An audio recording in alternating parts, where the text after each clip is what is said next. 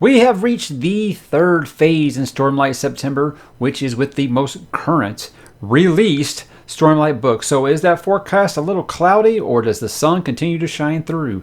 Let's take a look at Oathbringer. One can believe in a story without believing that it happened. A journey will have pain and failure. It is not only the steps forward that we must accept. It is the stumbles, the trials, the knowledge that we will fail, that we will hurt those around us. The question is not whether you will love, hurt, dream, and die. It is what you will love, why you will hurt, when you will dream, and how you will die.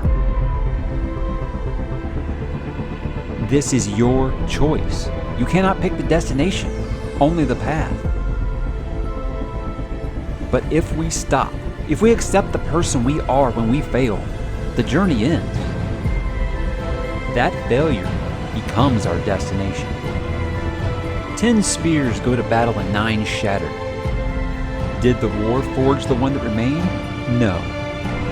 All the war did was identify the spear that would not break. Life breaks us. Then we fill the cracks with something stronger. Maybe you don't have to save anyone. Maybe it's time for someone to save you.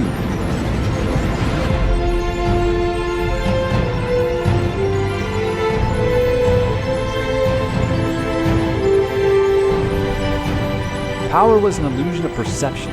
The first step to being in control was to see yourself as capable of being in control.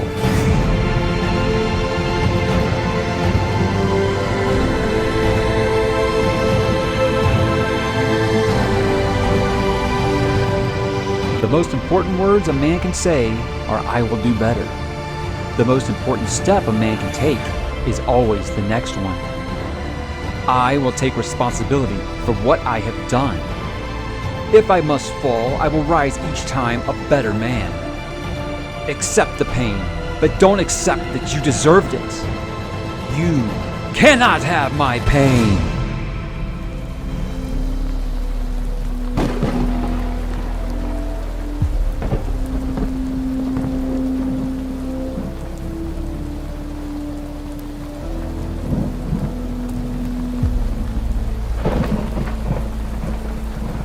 Hey, what's up, bookworms and Knights Radiant? Mike back one more time to talk Stormlight Archive, as we are going to be wrapping up Stormlight September with the third book in the series, Oathbringer. This is the one book, I think, in the series that does not have a unanimously amazing reputation. It is very mixed, and I am one of those, and I'm going to tell you why.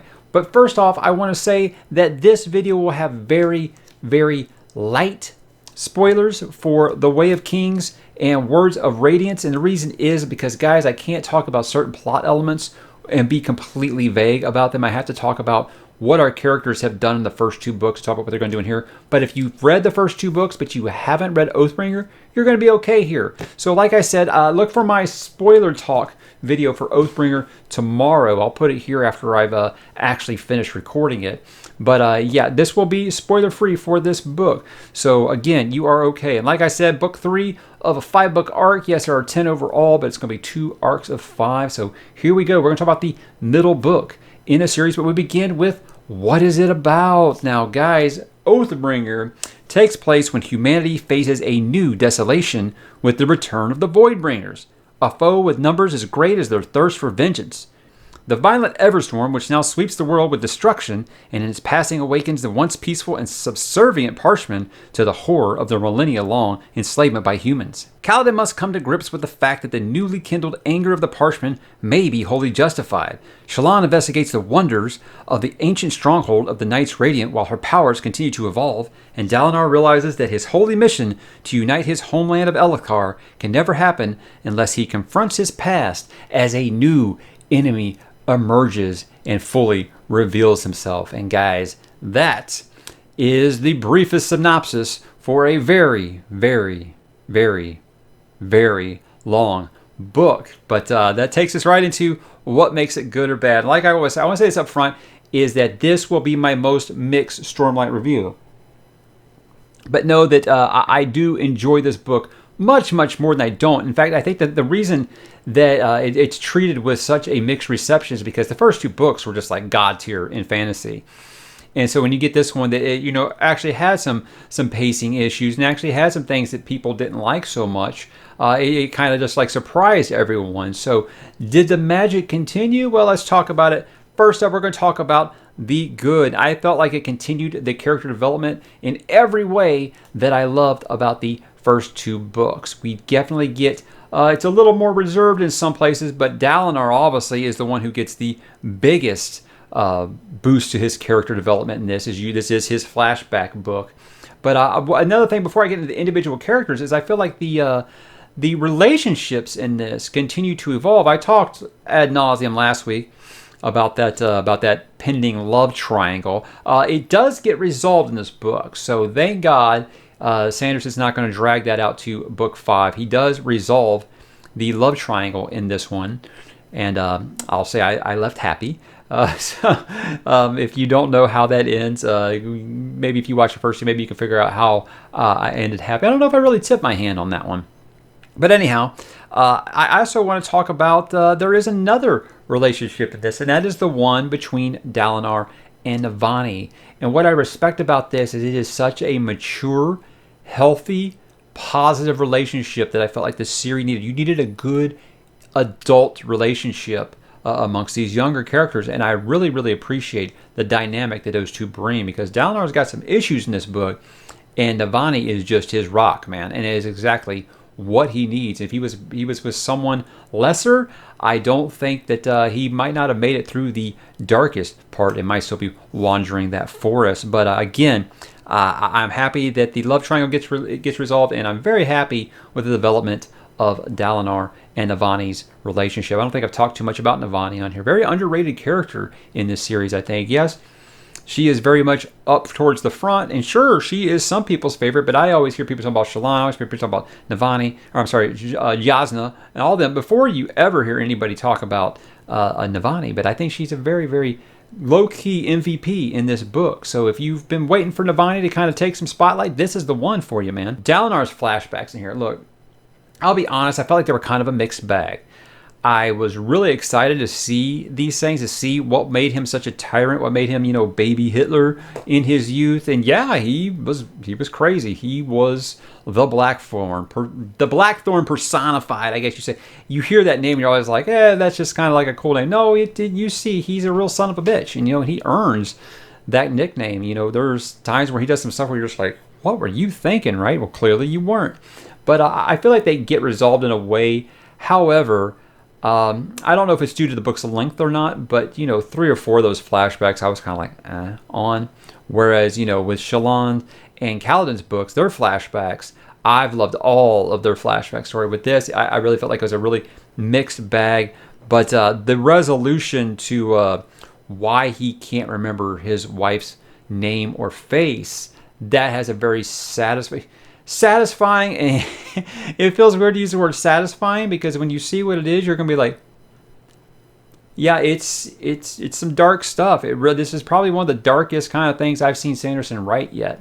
And but I do think that there's one flashback with Renarin that I'll get into in my spoiler review that really, really hit me right here. And but Renarin, he has huge development in this one. If you've been waiting for Renarin to stop just being like kind of in the background and almost like this character who has to be coddled, you don't know what's coming in this book. It's crazy, and I'm glad that Renarin finally got some time to shine. Renarin and Navani, I think, in this book really get some time that I really, really liked. Odium is the big bad that this series needed. I think that I talked about my distaste for Sadeas. Amaram's a real jerk. Taravangian, I'm still kind of, up in the air on him. But Odium is like the big bad, man, that we needed in this series. So I was very, very excited every time he shows up in this book. Odium is a bad mofo, and I like that he's not just like Zeus, god of thunder, but he's like calm and reserved, and he just talks to people, but he means, and he has that presence whenever he's there, and it just really just kind of sucks you into the page, because this guy, even just in the written word, has some severe gravitas, and I think he is just exactly the shot of adrenaline that the series needed. Because I did talk last time if if maybe Sadius was gone too soon, but now that you got a villain like this, yeah, I'm all aboard for that. Speaking of Taravangian, I think, is it Taravangian or Vangian? I say Taravangian. I say both. It's weird. I go back and forth. I think that his plans get a little less shrouded mystery and then added some new mystery. You know, the whole stuff with the diagram is very, very interesting and compelling stuff. I really do enjoy it.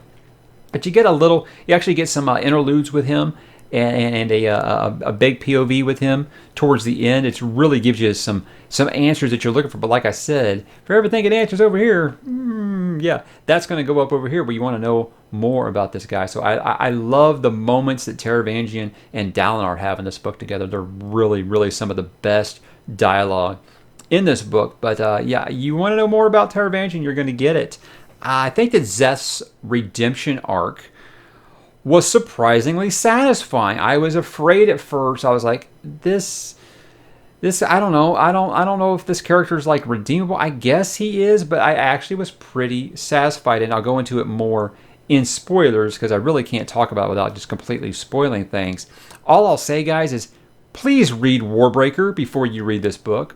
I did not read Warbreaker before I read this book, and a lot of these things were lost on me. After I read Warbreaker, I went back and did kind of a light reread of some certain sections, and yeah, huge. This is probably the hugest Cosmere crossover that there is. So read Warbreaker before you read this book. That's all I can say about it. Moash, I think Moash, he did kind of fill that Sadius role well, and like that he drew a lot of my hatred. I was worried about his arc because it felt like he was just doing Kaladin all over again, but trust me, it may start like that. It don't end like that. It is a crazy, crazy turn for Moash in this. Yes, you think, well, how could he have much worse of a turn than he had in book 2? Read it and you'll see. But as for the Warbreaker crossover, I will talk about that more in spoiler because there is a lot to unwrap there. And I think the biggest positive in this is I think that the Sanderlanche in this, being the last big epic moment in this book, is the best in the series yet. While I'll get into some of the bad stuff here in a minute, I think it really counterbalances some of my problems with the book by this. There's 5 parts in this book, as they call it, 5 parts, and part 5 is maybe the best in this entire series. It is off the wall amazing. And it's one of those things you think if this ever gets an adaptation, they'll never be able to do this part. But let's get into the bad here. The bad for me, I hope you like Shadesmar because you're going to get a lot of it. I have been interested in Shadesmar. I wasn't 200 pages interested in Shadesmar. The whole part 4 is basically in Shadesmar, and it does drag quite a bit. I feel like I appreciate it because he's building his world. I want to know about her, but I think maybe he might have stayed there just a little too long in this. I feel like almost it was a thing of I don't know how to get these characters to this point for the last big deal. So I'll just strand them here until I can find a convenient plot device to get them there. That's what it really felt like to me. It feels like some of those early Wheel of Time books where he always found a way to get the band back together for the last fight. That's kind of what it felt like here. But if it wasn't for some of the character development between a couple of the characters and in a relationship in there, I would really just have been like, you can just rip these pages out and not miss anything. But you do get major character development. Then you get major character development for Syl. You get major character development for, well, I can't say the name because I feel like that would be a spoiler. But there is some big stuff in there that I think what I did is I get to kind of like a light reread. And what I mean by that is I didn't reread the whole book. I reread some of the parts that I struggled with the first time to see if maybe time has been a healer. And I think it has. There is a lot more in there. Like I said, when I first finished this book, I was like, yeah, you can just take part 4 and use it for toilet paper. I didn't care for it at all. Now I'm like about half of it I really, really do like. So I see what's there. I think it's one of those things like a nice scalpel in the editing room would have maybe fixed some of these problems here. But again, the Shadesmar part is a very, very slow burn. But there is some important stuff there, so you can't really skip it or anything. I'd never advise you to skip anything in a Sanderson book. So of the 5 parts, part 4 seriously drags. and most of part 3, but part 3 has a really big climax. So again, I don't really think I take out as much ire on that as I do part 4. And there's some major moments in part 3 that you kind of needed that breath of air, honestly, because if they'd went straight from part 3 into part 5, you wouldn't have been able to breathe for the last 400 pages of this book. So guys, if you want the punching, as Legendarium calls it, you want the punching, the action, you're gonna get it in this book if you're just patient and wait a little bit. I think Bridge 4 in this, you guys know I'm a big Bridge 4 fan. It starts fine. I think that they've got a decent part, but after about part 2, I feel like they just kind of completely fade in the background, and you don't really see them again until like the last 50 pages of the book. I don't really feel like we got a lot of development for them, except Teft. Teft kind of got like a little mini arc in here, and I'll talk about that some more in spoilers. Again, one of the things that I love about this series is it puts real human problems in some of these characters, and Teft is no different.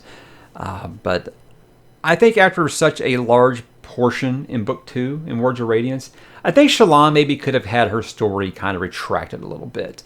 I still feel like she's got a huge chunk of time in this one, and basically if it's any time she's not with Adolin or Kaladin, I don't really care for it. The whole Ghost Bloods thing is just okay.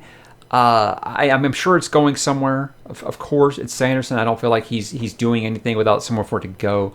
But again, I felt like she kind of how I felt like Dalinar had kind of a diminished role in book 2. I think Shallan maybe should have had a little bit more of a diminished role in this book. But she's a Radiant, so I guess you really can't do that. You can't just completely. And I'm not saying write her out. I just think maybe her storyline should have been thinned down just a little bit in this one. The biggest problem I think I have with this, and you kind of saw the writing on the wall with book 2, is I feel like maybe Sanderson has overpowered his characters too fast. You might disagree. You felt like this whole deal with Radiant was so mysterious and epic and amazing, and now that you've got a few of them, I mean, basically, as long as they've got enough Stormlight, I feel like they're invincible. And I don't know, I feel like that might be overpowering your characters too much, because I mean, I can think I've run out of, if I'm counting, I've run out of fingers how many times some of these characters take lethal wounds and they're fine because they have Stormlight and they heal themselves.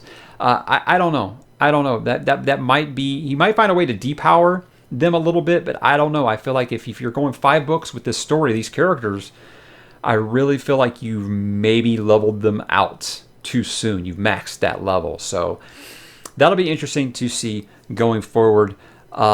Look, I'm sorry about this if you guys are real big Lift fans, but Lift is the absolute worst in this book. I think that every time she's on the page, I cringe. I cannot stand her dialogue at all. I think that her dialogue is so not what you'd expect from Brandon Sanderson. She seems like a character who crossed over from one of his Skyward books. I really do not feel like she belongs here. And I don't know. I feel like he's forcing this one. I don't feel like this is the kind of story that needs a character like Lift. That funny little teenager who's always there to tell everybody why they're stupid. I don't know. She just feels so out of place in here. And this series is, you might say, okay, well, the series is so super self-serious. Maybe you needed that levity or something like that. I felt like the humor was fine. You didn't need to really just, this is like, we're talking, if you watch the Hobbit trilogy and they added like the super crazy over-the-top Alfred humor guy in the 3rd movie, and it's just like a step below Jar Jar Binks. That's what she is to me. I do not find her entertaining at all, and I think that she does not fit with the rest of these characters. So if you're a big Liv fan, hey, cool. It's obviously, it works for you. It just don't work for me. And honestly, this book could have been about 300 pages shorter, and most of it in the Shadesmar section. So part 4 really could have been excised down a little bit. And again, I think some of Dalinar's flashbacks were just okay. So I kind of think that's where I've got it. But again, way more good than bad. But let's talk about why you should read it. And I think that if your favorite part of the Stormlight archive is Sanderson's world building, you're going to be right at home with this.